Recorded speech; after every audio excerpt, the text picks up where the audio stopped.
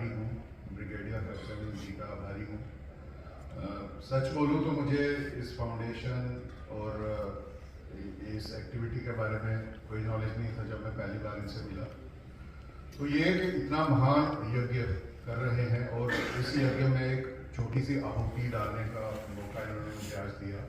मैं आप सबका आभारी हूँ। और इतने बहादुर इन्होंने अपना ऑर्थोपेडिक्स और जॉइंट रिप्लेसमेंट सर्जन हूँ, जोड़ बदलता हूँ, फ्रैक्चर्स ठीक करता हूँ और ऐसा मैं बन पाया हूँ। ये आप लोगों का बलिदान है। आपने जो हमारे लिए, हमारे देश की सुरक्षा के लिए जो किया है, तो हम शांति पूर्वक इस एनवायरमेंट। तो आज मैं एक ऑर्थोपेडिक सर्जन हूँ, फ्रैक्चर से डील करता हूँ, जोड़ बदलता हूँ। तो आप लोगों को भी चोटें लगी हैं, आपको उसके कारण शरीर में काफ़ी परेशानी आई है, तो उससे रिलेटेड मैं कुछ आपको बातें बताना चाहूँगा। ब्रिगेडियर साहब ने जैसे बताया कि जो आपके काम भी आए और आगे आप अपनी लाइफ में कोई बदलाव ला सको, तो मैं स्टार्ट करूँगा। जैसे मैंने बताया कि हमारा देश जो है, यहाँ पे कंटिन्यूअस कॉन्फ्लिक्ट्स रही हैं। जैसे ही हमारा देश आज़ाद हुआ 1947 में, पहली लड़ाई हमारी जम्मू कश्मीर में हुई अक्टूबर के महीने से, तब से लेके हमने काफ़ी लड़ाइयाँ देखी। 1962 की इंडिया चाइना वॉर देखी, इंडिया पाकिस्तान के साथ 71 की लड़ाई, 65 की लड़ाई, कारगिल की वॉर देखी। और आतंक है वो कंटिन्यूअसली एक लड़ाइयों के साथ जूझ रहा है और आप लोगों की वजह से ही हम इन लड़ाइयों को जीत के आए हैं। लेकिन उसका जो खामियाजा है वो आप लोगों को भुगतना पड़ा। आपको वॉर इंजरीज हुई और उसके बाद जो डिसेबिलिटीज हुई। तो जो कॉमन वॉर इंजरीज होती हैं उसमें लड़ाई में ज्यादातर गन शॉट वुंड्स होते हैं, ब्लास्ट इंजरीज होती हैं और बर्न्स होती हैं, दिमाग में कभी चोट लगती है, इसमें ट्रॉमेटिक ब्रेन कट जाते हैं। और इसके अलावा जो शरीर में होता ही है, जैसे कान में सुनाई देना बंद, अगर कान में नुकसान हो जाए, पर्दा फट जाए, आंखों की इंजरीज होती हैं, आंखों को नुकसान हो जाता है, दिखना बंद हो जाता है। हमारी स्पाइनल कॉर्ड, रीढ़ की हड्डी में जब इंजरीज होती है तो पैरालिसिस हो जाता है। और इसके साथ साथ बिहेवियरल डिसऑर्डर्स होते हैं जिसको हम पोस्ट ट्रॉमेटिक स्ट्रेस डिसऑर्डर्स बोलते हैं। तो ये यूजुअली देखने में आता है जब हमें वॉर इंजरीज होती हैं। हमारा जैसे गोली आती है, तेज वेलोसिटी की आती है, उससे वो नुकसान करती है बॉडी में, पेनिट्रेटिंग इंजरीज हो जाती हैं।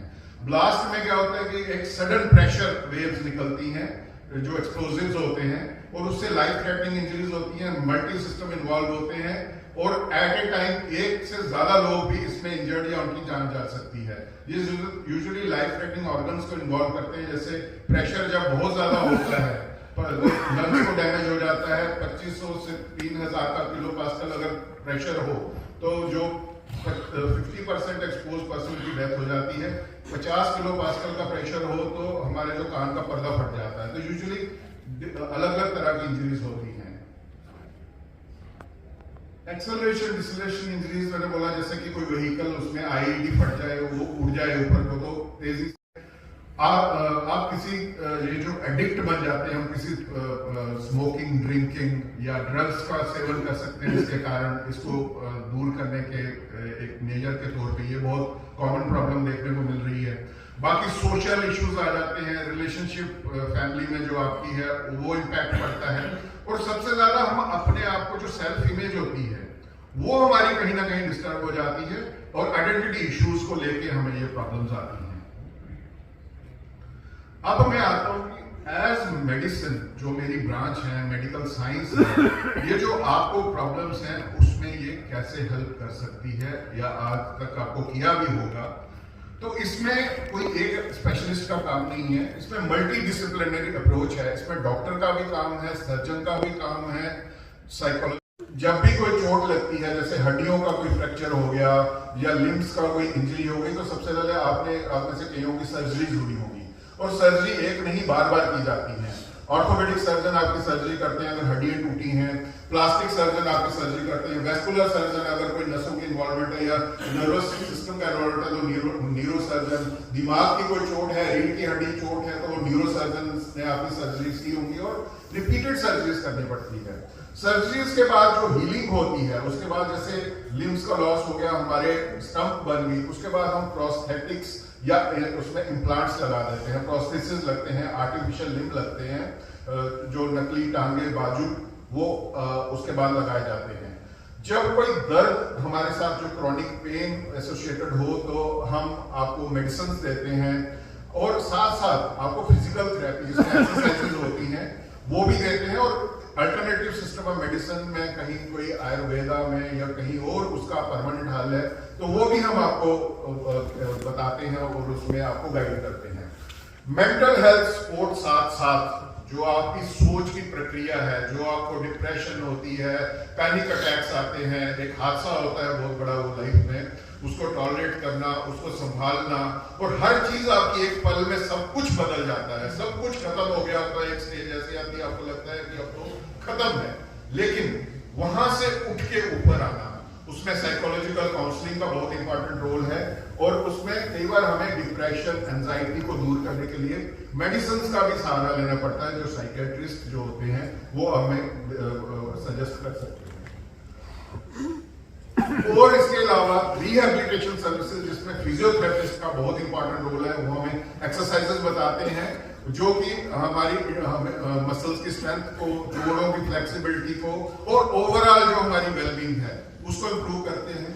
और जब हम फिजिकली फिट हो जाते हैं तो हमने डे टू डे एक्टिविटीज में अब क्या करना है, कौन से प्रोफेशन में, ऑक्यूपेशन में जाके हम अपना योगदान पॉजिटिव तरीके से दे सकते हैं, उसके लिए हम ऑक्यूपेशनल थेरेपी में भी आपको गाइड कर सकते हैं। उसमें जो डेली आपने रूटीन के काम करने और कुछ स्किल्स, जो भी आपको चोट लगी है, अगर आपकी टांगों में दिक्कत आई है तो आपके हाथ ठीक हैं तो आप हाथों से करने वाली स्किल सीखेंगे और एक नए प्रोफेशन को अपनाएंगे, वो आपको गाइड किया जाएगा। उससे आप इंडिपेंडेंट लिविंग तो होगी होगी, एक होता है प्रोफेशनल जो सेटिस्फेक्शन मिलती है और एक वोकेशनल हेल्थ बोलते हैं हम उसको, जो हम डे टू डे काम करते हैं उससे भी हमारी हेल्थ पे पॉजिटिव इंपैक्ट पड़ता है।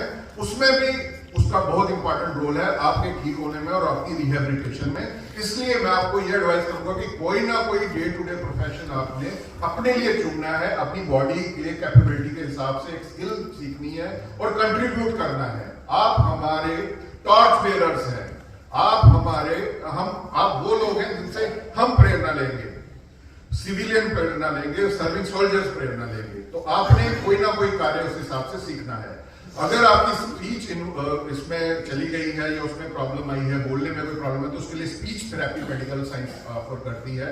और कुछ एडॉप्टिव टेक्नोलॉजीज में वॉइस असिस्टेड एडवाइसेस आजकल मशीन्स आ गई हैं जो आपको बोलने में हेल्प करती हैं। चलने में जो एड्स हैं, व्हील चेयर जैसे स्कूटीज, आपकी हेल्प के लिए भी बहुत सी टेक्नोलॉजीज आ चुकी हैं जो आपकी जिंदगी को आसान बना सकती हैं। और न्यूरो साइंसेज में भी जैसे मैंने बताया, अगर ट्रोमेटिक ब्रेन इंजरी है तो उनका वो ट्रीटमेंट हमारा है। अब मैं डे टू डे एक्टिविटीज में आपको पता है कि आपकी लिमिटेशंस क्या हैं, आप क्या नहीं कर सकते हो, क्या कर सकते हो, लेकिन जो भी है उसको आपने फिट रखना है। सब आपको जो अगर पुरानी कोई दर्द है तो एक्सरसाइज से क्या, तो उसमें बॉडी में कुछ सब्सटेंस रिलीज होते हैं जिसको एंडोर्फिन्स बोलते हैं। वो वही काम करते हैं जो दर्द वाली दवाई, हम दर्द के लिए कोई दवाई लेते हैं, पेन किलर्स, वो एंडोर्फिन्स नेचुरली रिलीज होते हैं और आपकी दर्द को कम करते हैं। एक्सरसाइज सिर्फ स्ट्रेंथ नहीं बढ़ाती, इससे भी आपको हेल्प मिलती है, दर्द खत्म होगी।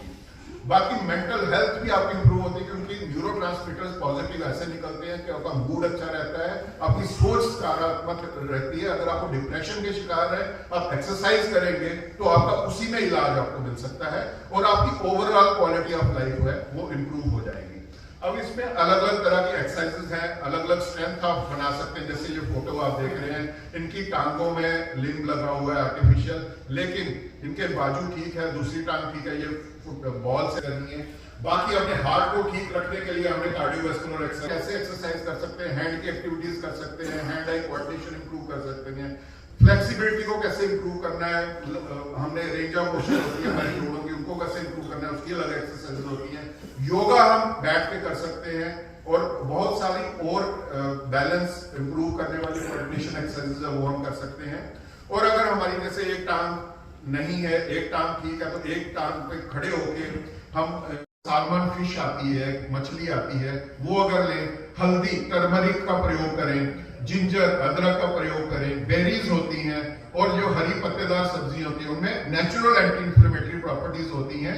अगर हम डाइट में उनका प्रयोग करेंगे तो हमें दर्द की दवाई भी लेने की जरूरत नहीं पड़ेगी। तो इस तरह की डाइट हम रख सकते हैं।